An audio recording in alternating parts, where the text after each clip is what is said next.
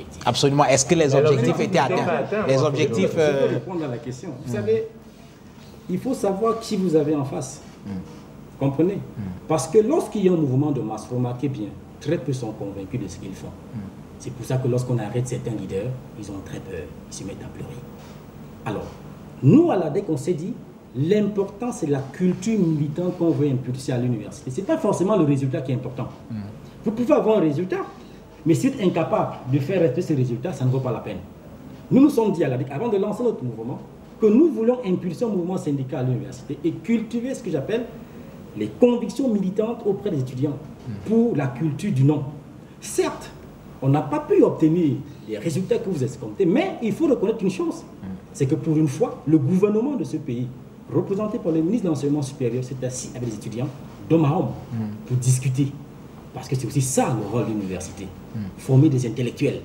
Monsieur Wafo, est-ce que vous avez le sentiment d'avoir avancé, pendant que vous étiez leader, d'avoir fait avancer la cause étudiantine? Beaucoup. En quoi? Avant 2004, M. Senkonore, je ne le connaissais pas. Lorsque nous nous engageons en 2005 à faire le mouvement de grève, l'objectif fondamental, c'était de montrer à l'opinion où est-ce qu'on forme la jeunesse camerounaise. Depuis 1961 qu'on a créé l'université, ce sont les mêmes grèves. Demandez à M. Bassek Bakobi, lorsqu'il fait la grève en 81, la grève baptisée des cercueils, c'était pourquoi? C'était pour l'amélioration de mieux-être, que ce soit en 90 ou en 96. Ça a toujours été ça. Maintenant, qu'est-ce qui a avancé? C'est que dans l'opinion aujourd'hui, il y a un réel débat sur la place de l'université aujourd'hui. Et c'est ça qui est important.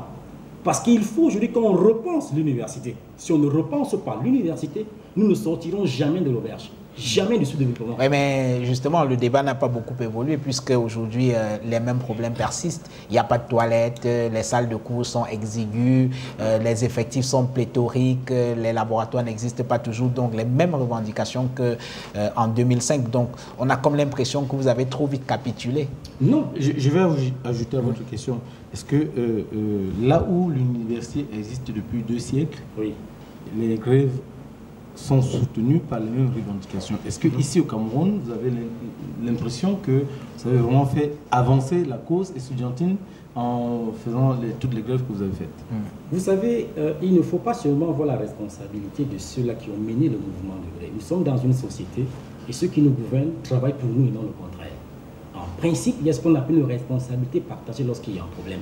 Est-ce que ce système gouvernant remplit les conditions aujourd'hui pour permettre à la jeunesse d'avoir un savoir vrai, de construire ce pays? Et on a le courage de dire non. Maintenant, s'il y a des jeunes qui sont capables de fuir le conformisme et la pensée unanimitaire pour créer ce que Trazimak appelait à l'époque le polémos, d'où jaillit la vérité, mais pourquoi pas? Parce qu'aujourd'hui, il faut dire qu'à l'université, les recteurs qui étaient tout puissants ne le sont plus. Maintenant, on a non plus ou moins des PCA. Mais le débat continue d'être évolué à l'université. Ce n'est pas évident de faire perdre à quelqu'un qui a ce que j'appelle l'amour de la pensée unique, de le faire entrer de plein fouet dans le débat d'idées. Alors moi, Fonjanto, j'aimerais quand même qu'on revienne un peu sur une anecdote. Jean-Bruno Tani a voulu faire allusion à vos rencontres avec le ministre de l'Enseignement, le professeur Jacques Famendongo. Oui. Il s'est dit quand même que vous avez réussi le pari de le faire asseoir à même le sol à l'université, en pleine pluie. Ça déjà, vous pouvez confirmer cela. Et combien de fois l'avez-vous rencontré? Est-ce que vous vous êtes retrouvé seul à seul? Est-ce que vous avez eu un moment où vous avez eu un face-à-face? Vous savez, on est dans un contexte où les gens ont parfois l'impression que quand on rencontre un gouvernant, c'est qu'on ne sait pas fondamentalement ce qu'on veut. C'est pas là la question. On veut juste savoir ce que vous avez dit, M. Mwafo. Si, plus d'une fois.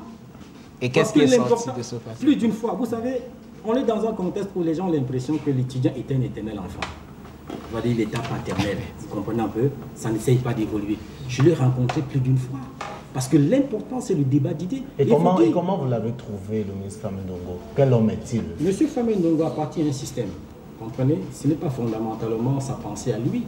Il n'est qu'un exécutant d'une pensée animée par son chef. Alors, est-ce que c'est au cours d'une de ces rencontres que le professeur Famendongo vous a proposé un exil aux États-Unis et puis accompagné d'une bonne enveloppe quand même? Je vous ai dit, je ne vais pas citer un nom, mais je vais simplement vous dire que... il était le ministre de l'Enseignement supérieur à l'époque, donc quelqu'un d'autre n'aurait pas pu le faire quand même. Ce qui nous a habitués dans ce pays, c'est qu'on s'attarde beaucoup aux aspects superficiels. Non. Ce sont des